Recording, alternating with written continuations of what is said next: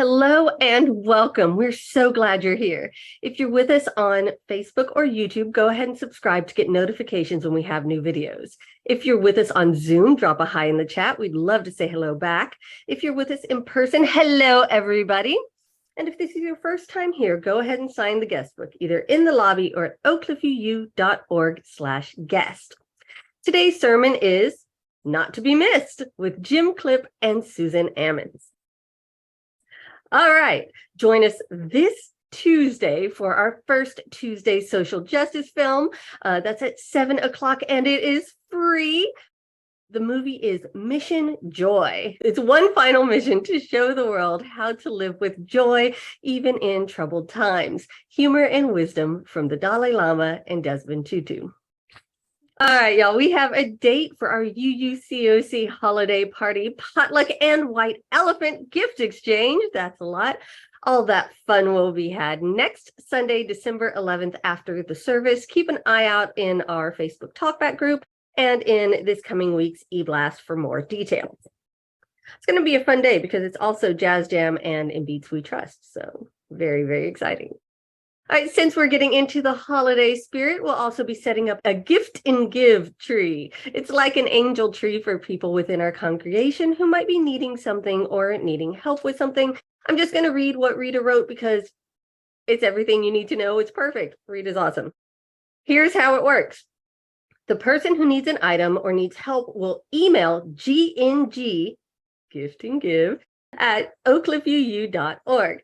Please include the request and time frame for the item or help that is needed. The anonymous request will be put on the tree that will be in Faith on Sunday mornings throughout December. An online version will be available for those who aren't on campus Sunday. Congregants who can fulfill the request will put their name on the back of the request and put it in the basket next to the tree. For those participating online, please email gng@oakcliffuu.org to let us know you can help.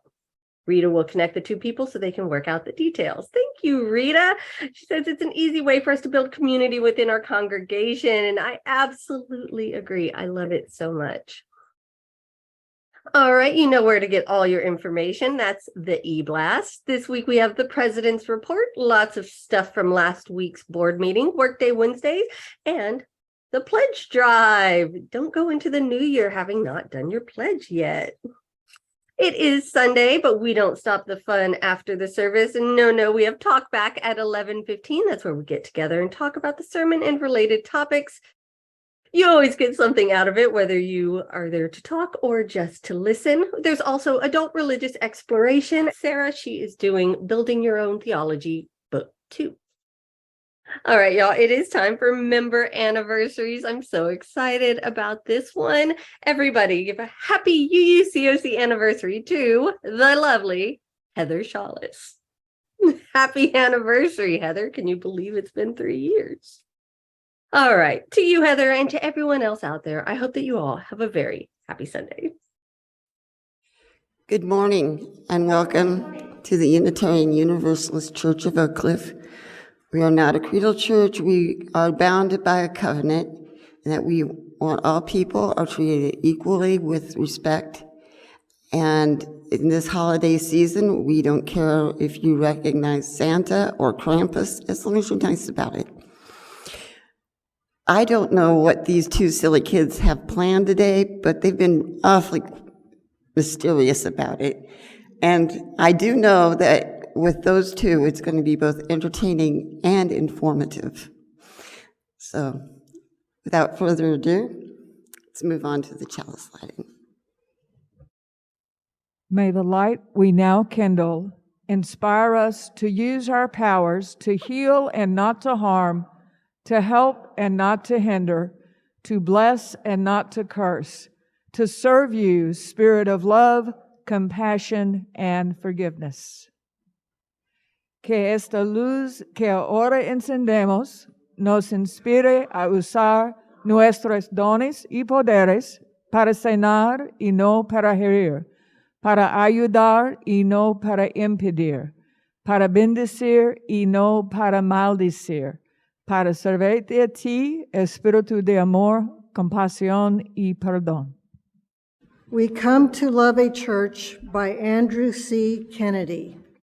We come to love a church, the traditions, the history, and especially the people associated with it.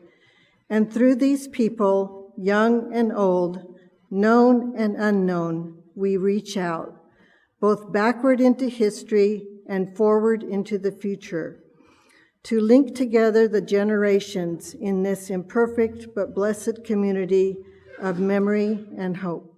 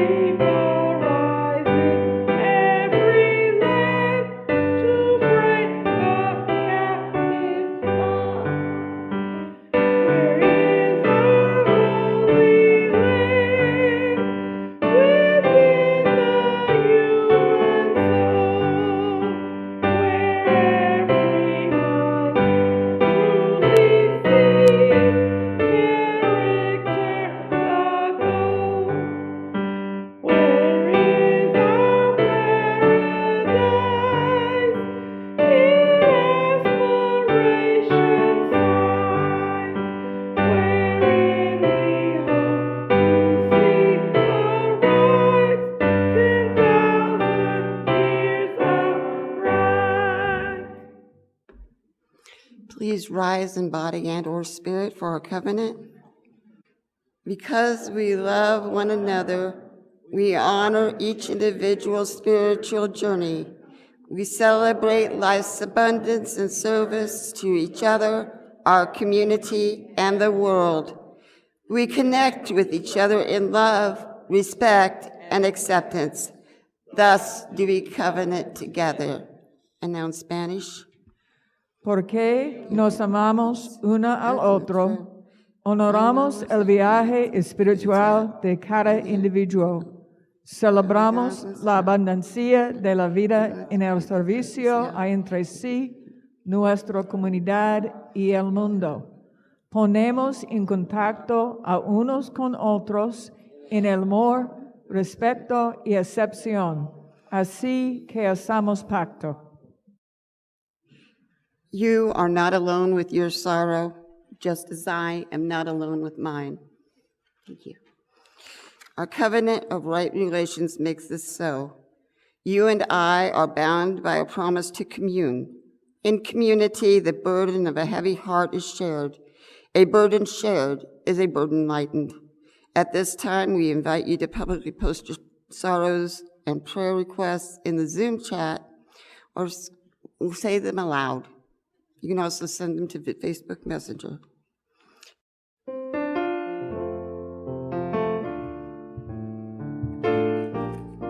Please join me in this moment and reflect on the sorrows that have been shared.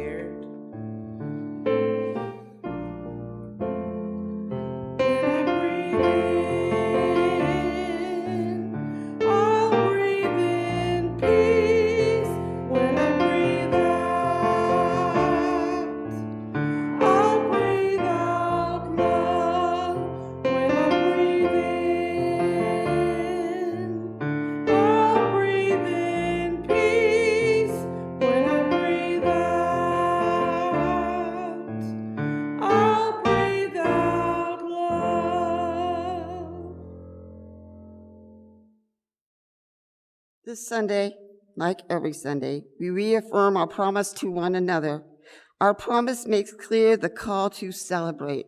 For that which brings you joy, makes you grateful, brings you peace. We, your sacred community, celebrate. We celebrate together and magnify joy, heighten gratitude, and spread ever-increasing peace. Please share your joys publicly by posting them in Zoom chat, or send them to our Facebook Messenger, or speak them aloud. Song like we are having joy.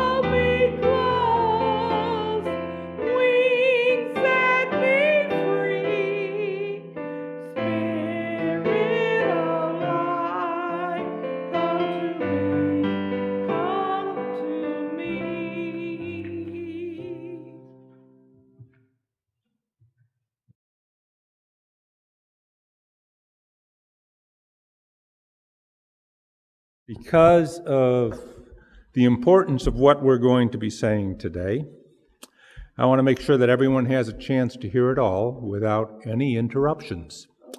So, if anybody needs to refill their coffee cup, go get some food, go to the bathroom, walk around, whatever it takes, we'll wait for you.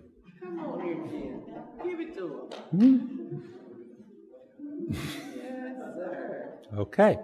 Yes, sir. I was once told that a good sermon starts off with a good opening, has a good closing, and very little in between. I think that, the ones that teach you something new or where you learn something that makes you question or learn, those are the ones that have the biggest impact.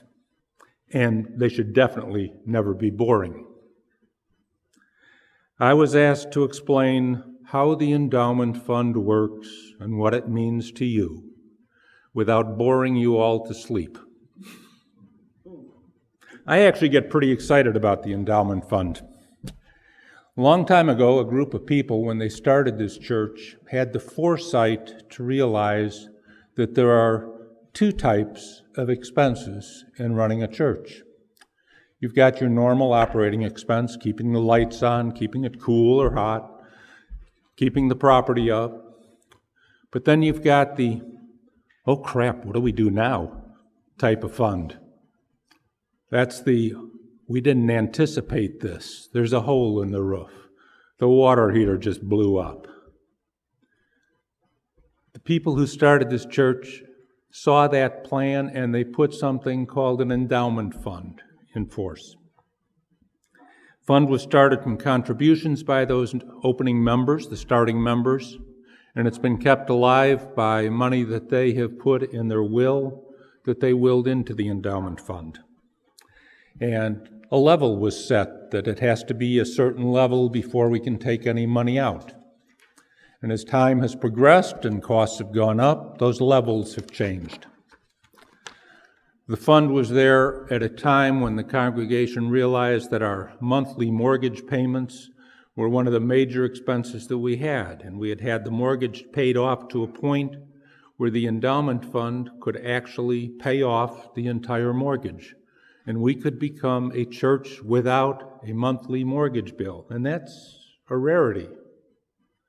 We have fought back on numerous occasions where people have said, well, let's borrow against the church. Let's start a new mortgage. And we have won that fight. We haven't done that. We have remained that debt-free for years. The fund was there to cover the cost of replacing the stage when it started squeaking and creaking and starting to feel like it may give way. And the fund just recently covered extensive repairs to our roof, the siding, our doors, the water heater, all without dropping us below that levered point that it's supposed to be at. The goal of the fund is to be able to grow, to cover any emergency that comes up. There's two ways that we get to grow this fund. One is by very careful investing. If you put money in a savings account, it earns less than 1% a year of that, which is not real exciting when you figure that inflation is going up 6 and 7% a year. Our fund, through very careful investing and a good financial advisor, over the last 5 years, we have averaged 18% growth in the endowment fund. And if anybody would like their own savings to do the same, I know a real good financial advisor, and I'll give you his name during talkback. He's done a great job for us. The other way a fund can grow is by contributions to the fund. In the last year, we've had a few small contributions in honor of people who have passed. And we've also had 2 larger contributions from 2 members of the fellowship, the church, who have just given money to help us reach our goals. We presently have a balance of over $175,000 in the fund. What I want to talk to you about today is what each of you can do to help our endowment fund grow to the next target milestone of $200,000 and why that milestone is so important to this church. Our financial advisor has proposed that when we attain that $200,000 level, the endowment fund can become a pledging member of this church and help with the everyday operational costs, such as a minister's salary. Once that base level is met, we can pledge 10% each year to the church. That's an annual pledge of $20,000 or more every single year. So not only will the fund be available to cover those, oh crap, what are we going to do now moments, but it will also be helping in our everyday operation of the church. I've heard the argument in the past, well, the endowment fund belongs to the church, we should have access to it, we want it all now.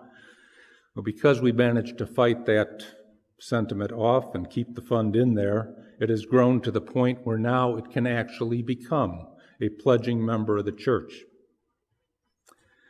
I've been a pledge organizer in the past, and I have to say, I can't recall any pledging member of the church being what we call a true tithing member. 10%. So I think it's rather important. Now, the important part is that we don't sit back and say, oh, goody, goody, now we can lower our own pledge, we don't have to give as much, because there's one certainty in life, and that is that expenses have only one direction that they go in. I've never seen them come down. They always go up. So the goal of this church is to grow. So keep the pledges up. We'll keep the endowment fund doing what it's supposed to be doing, and we'll get it to a point where it does even more.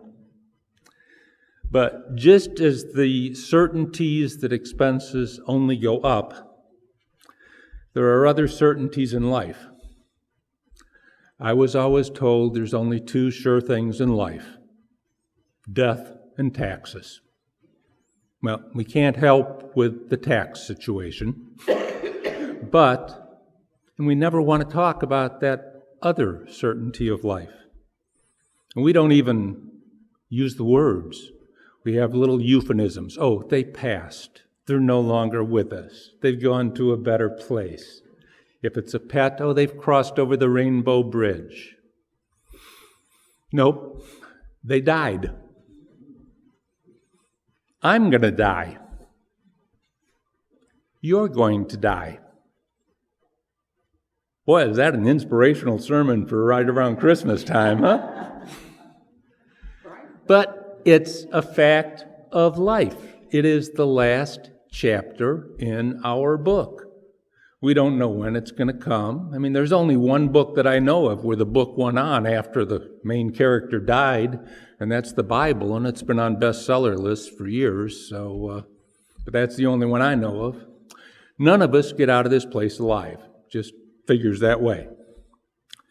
So, it's the one certainty that we know, but yet we spend all of our time planning all those things that might happen, that could happen, that we hope happen. We have plans for our vacation. We have plans for our retirement, birthday parties, trips. We plan everything. But nobody wants to plan the one thing that we can't get out of. It's a certainty. I mean, basically what it is you need a plan for that too. It's called a will. So who needs one? Who needs death plans? Well, some statistics. This year so far, there have been over 610 mass shootings. 40,034 people, as of 2 weeks ago, had died from gun violence this year alone. Last year, almost 43,000 people died in traffic accidents. We've had over 1 million people die from COVID. And I'm pretty certain that very few of those people had adequately planned for that, because they didn't plan it to happen, but it did. And when there's no plans in place, everybody loses. You've got the worst possible time in a family's life, and all of a sudden you're hit with all these uncertainties. What to do, how to do it, what are we going to do now? And there's no plans. So who needs a will? Everybody needs a will. So how do you go about that? Well, let's put it off till next year, or the year after, or the year after. No, let's talk about it now. The person to talk to is Susan Ammons. Yes, she can help everybody get a plan together. And the nice thing is she can do it at a reasonable price. And the nicer thing is part of that price is going to go into growing the endowment plan so we can get up to that $200,000. Boy, it all circles around and keeps coming back to that. But the nice thing is, in that plan, you get to dictate what you want that last party that you ever have to be like. Who gets what music you want played, who gets invited. You can even specify who you don't want in to your last party. But when you're deciding who gets what, like your comic book collection, your antique grandfather's clock, your car, your house, or any assets that may be left, don't forget those that you love, including the church that you love. When you designate an amount or a percentage to the church, it should be dedicated to the UU Endowment Fund. You can even have an option of saying what you want it used for. We've had offerings given to the endowment fund to improve the music program, to improve education, religious education. With this one action, you will help ensure that the endowment fund will continue on and your church will continue on with your blessing. I still eagerly accept any donations that any of us want to make while you're still among the living, so let's not rule that out. Because remember, when the economy is down and stock market is down, the one secret I found for investing is buy low, sell high. So when the market is down, is now the time that we should be buying stock. I met with our financial advisor just last week, and we bought a whole bunch more stock and invested more that is going to help everything grow. So that was my big announcement. I have a new tithing pledge member. It's up to you how soon that tithing pledge member starts doing something. And right now, I want to thank you for your attention. I want to turn this over to Susan, who's going to elaborate on how you plan, what it costs, and all those wonderful things. And then stay for talk back, and we will answer any questions that you may have. Thank you.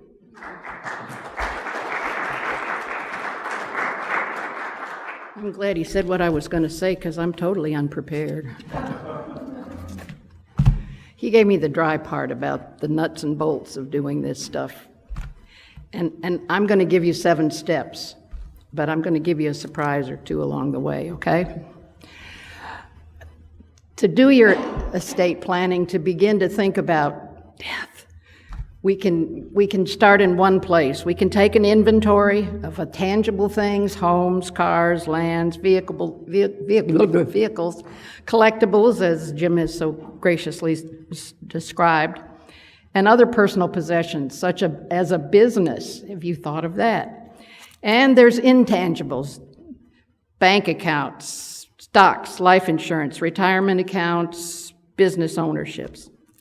You have to estimate the values because they like the endowment change. You have to account for your family's needs, life insurance, which is not part of your estate ordinarily, and guardianships, should someone need it. Long-term, one of the most wonderful things is long-term care insurance. Should you be able to afford that, it's a good thing to have it. Establish your directives, and this is where I begin to step in. I don't do all this. I'm not an attorney. I needed to tell you all that before I start talking all this legal stuff. I sleep with one.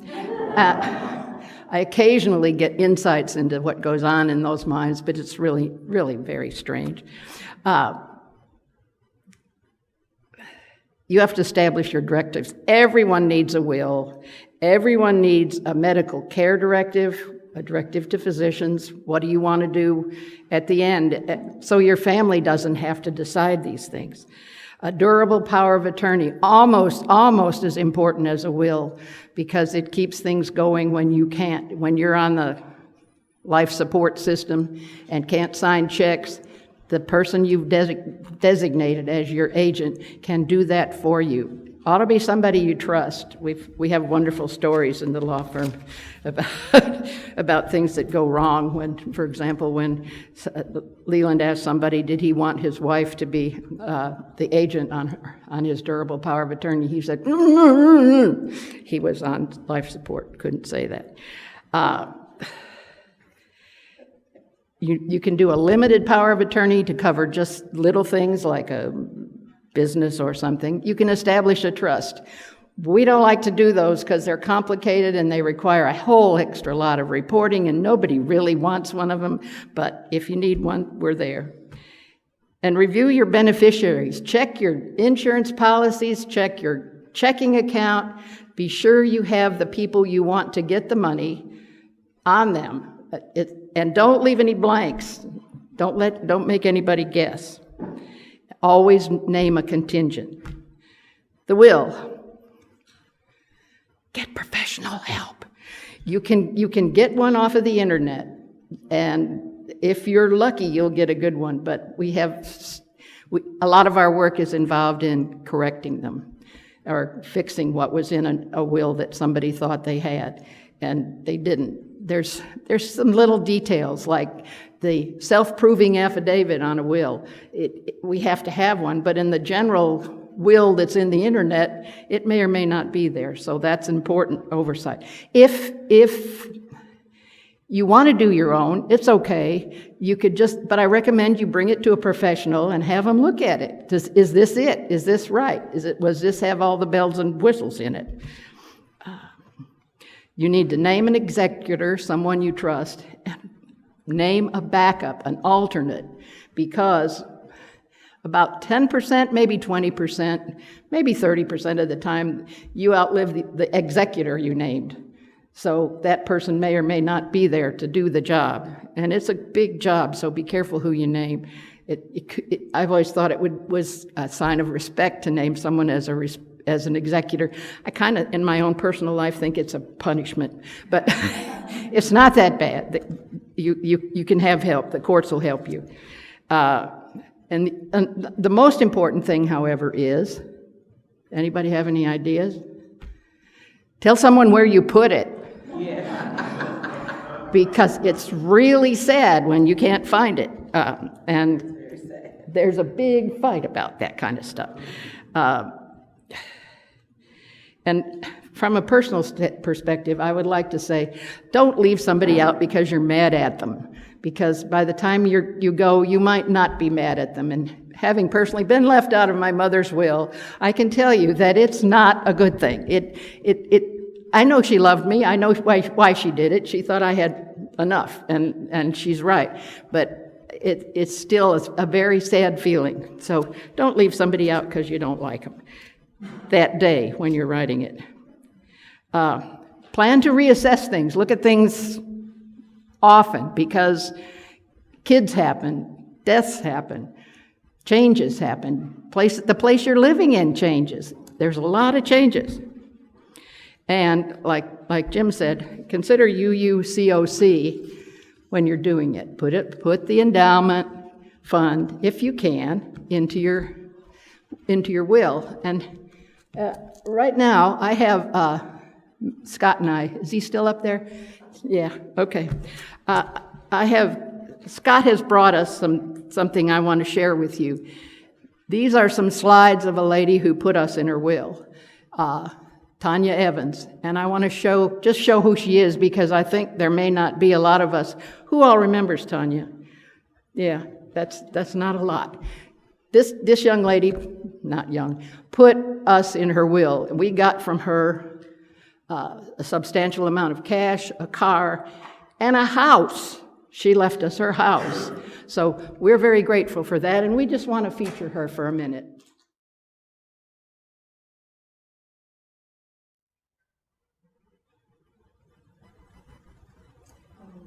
That's Tanya and Walter, her husband,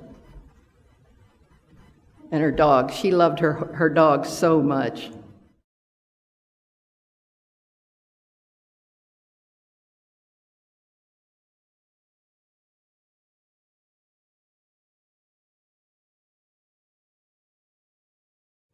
And she had a lot of them, too.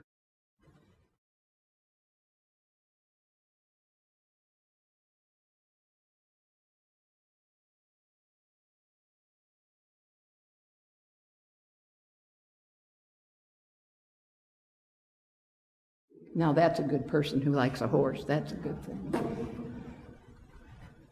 She was a dancer. She would come up here and do a program and dance for us. She was German. She was energetic and caring and giving. And she liked horses, yes.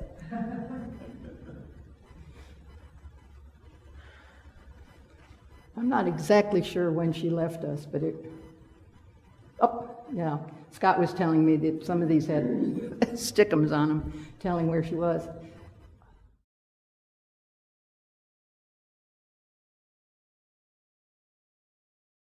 She lived a really special Unitarian life and shared with us some of her experiences in Germany and here. A little bit like our Gloria Ann, who danced too. That dancing thing may be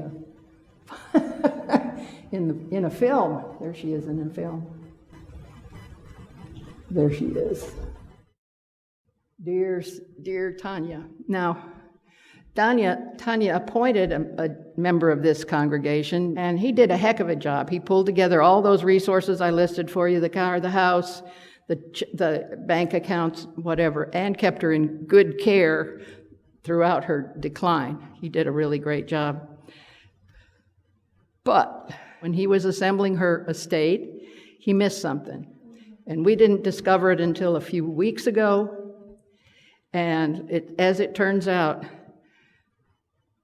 Tanya had a CD And we got a notice from those people in Austin who say, whoops, we found some money here. You know anybody who has it, who needs it, who wants it? And we began a search. It would be much easier if you made a list of the things you have in your will so people could find them, so there aren't any surprises. But we did the search. We had to get her old bank account. The bank was gone. We had to get proof of what was in it. The account wasn't there. You have to talk to some really nice people all over this state to get all the information you need. And we had to get all the details about why we were doing all of this. And we finally got it done. And as it turns out, Tanya made a final gift, one more little gift to this congregation. Now, there was one more detail about this I failed to tell you. The money was put in a check, and it was mailed to me to make this presentation, and it's still in the mail. The check is in the mail. Did I surprise you? You know I can do that kind of thing. But it's there. We got a notice from the post office yesterday saying it would be delivered between 6 p.m. and 8 p.m. It wasn't, but it's coming. I know it's coming. Jim, would you like to come up here? I'd like to make this presentation to you. Jim doesn't know about this. I wanted this guy of all of them to be surprised by this. This is an empty envelope, but I'm giving it to you in representation of a check from Tanya's estate for $24,981.45.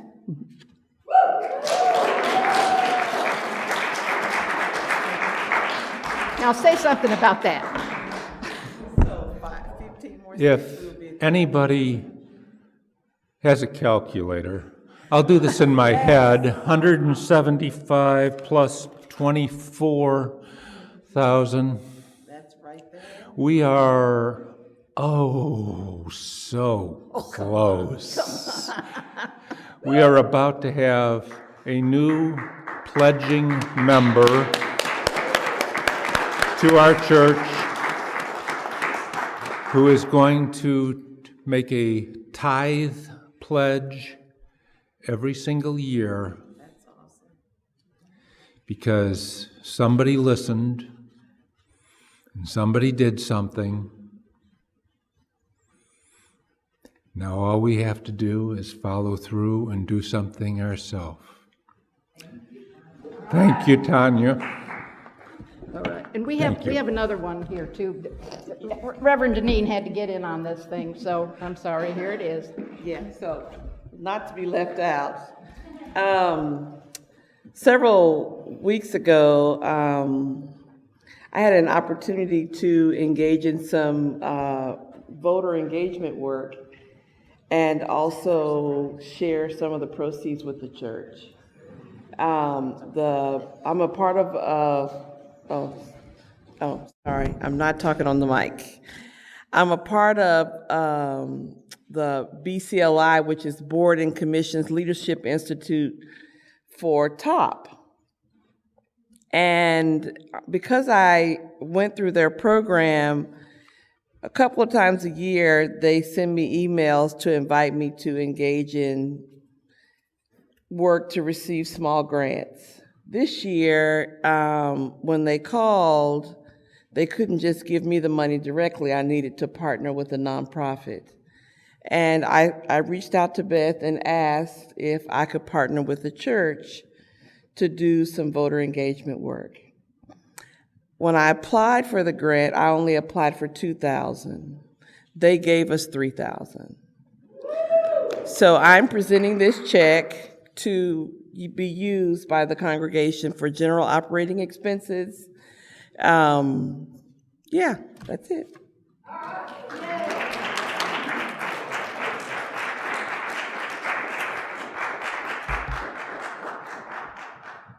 I'm going to go home and wait for the mail, but it's in the mail. I know it's in the mail. It'll be here. Jim, I expected you to faint. I'm really disappointed. You had no idea. Yeah.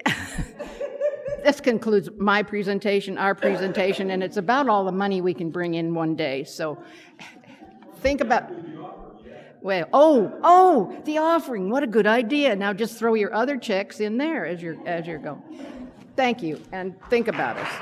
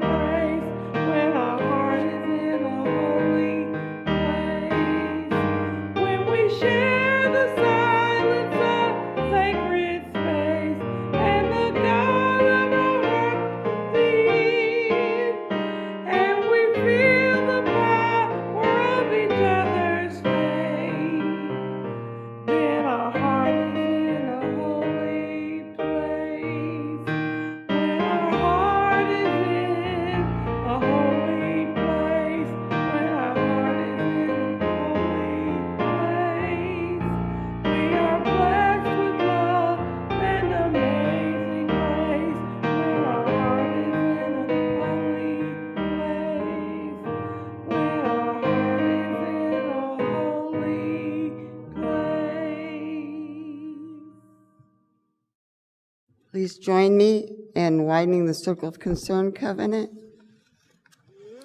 We, the Unitarian Universalist Church of Oak Cliff, commit ourselves to the study and dismantling of racism and oppression within our congregation.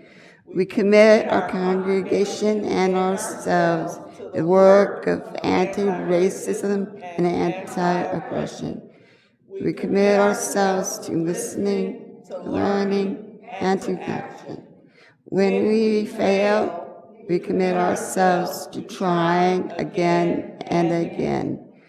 We covenant to begin this work and to continue till all of us can truly say that we are a beloved community of justice, equity, and inclusion. Good morning and happy Sunday, y'all. You may have noticed we didn't pass out any markers, pens, or papers this morning. That's because we're going to do something a little different each week this month, and today we have a skit for you.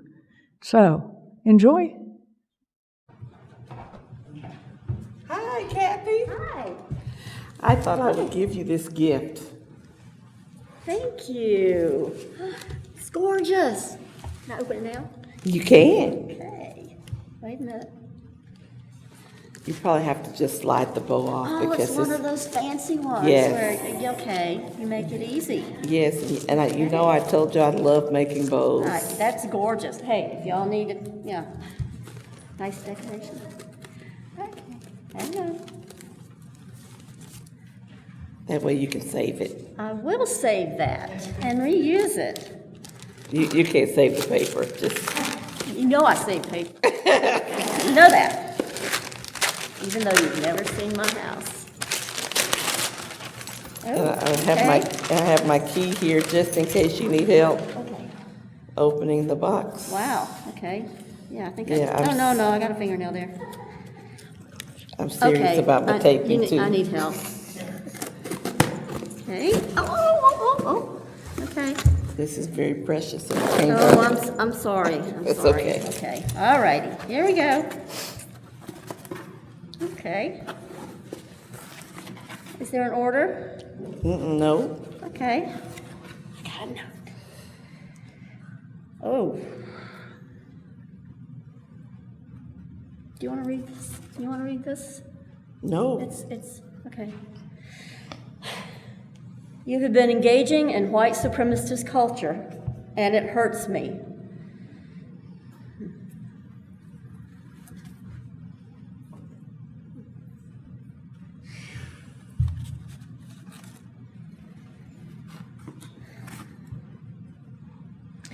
The microaggressions have to stop. It hurts me.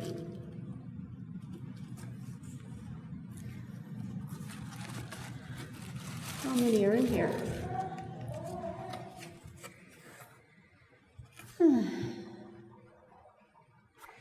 Why do you always walk away when I'm trying to share how I've been harmed? This is white fragility, and it makes it difficult to communicate and trust you.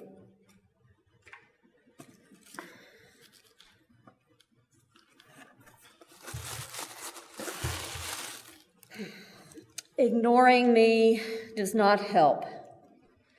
You are only harming me and our ability to build a safe, healthy relationship. Please stop engaging in white fragility.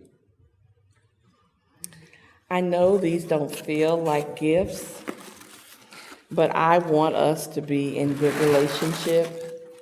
And I want you to know also that just because these things are happening doesn't mean that I don't care about you. It doesn't mean that you are a bad person. It just means that the things that you are doing are harming me. And I know that if we keep talking to each other, that if we keep working on these things, that we can actually have the relationship that both you and I say we want to have. And that's why I'm giving them to you. I believe the gift is the way that we communicate with each other and us being honest with each other. And I hope you will accept my gift.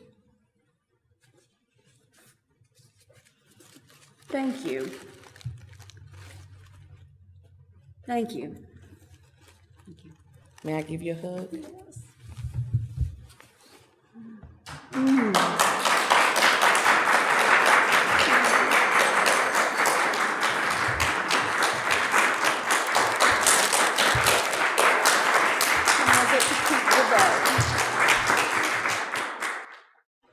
Now turn to the offering.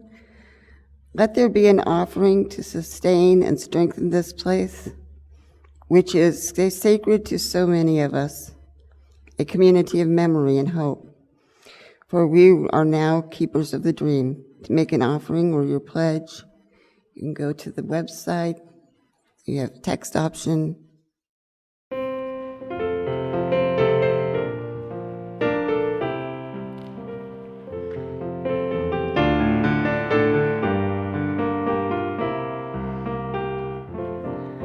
From you I receive, to you I give. Together we share, and from this we live.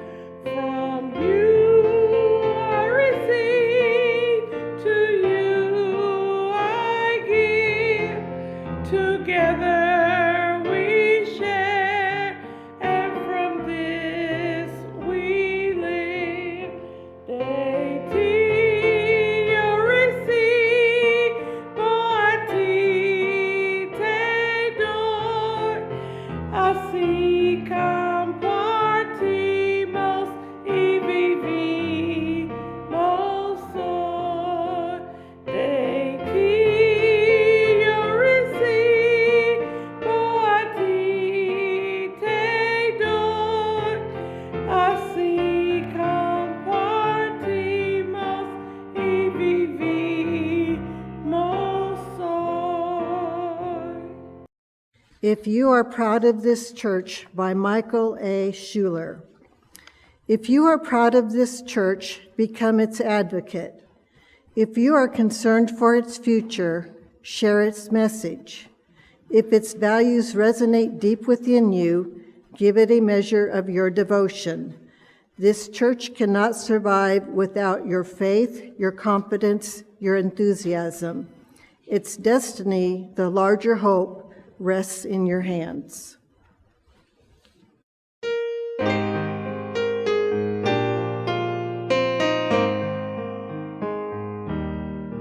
Be ours a religion which like sunshine goes everywhere.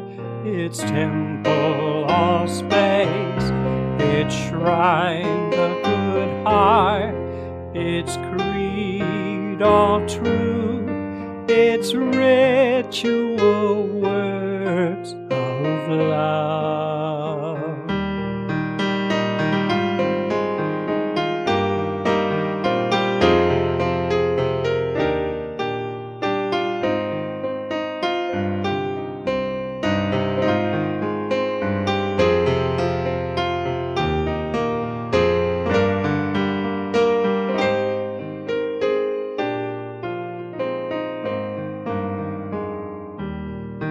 Be ours a religion which like sunshine goes everywhere. Its temple all space, its shrine the good heart, its creed all truth, its ritual works of love.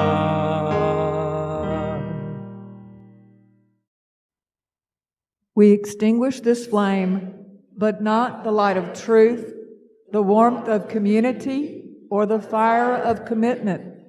These we carry in our hearts until we are together again. Extinguimos esta llama, pero no la luz de la verdad, el calor de comunidad o el fuego de nuestro compromiso.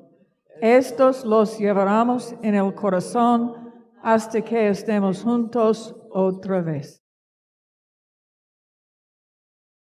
I especially want to thank Jim and Susan for the empowering words that you shared with us on how we need to live out our lives, because dying is as much a part of life as being born, and we do have to prepare for that. As we engage the week, let's intentionally find someone who is a stranger to us and practice the principles of the covenants that we share. That's the only way we're going to get it done. We're not going to get it done with each other. We have to get it done with folk who are not like us. So thank you. Have an amazing week.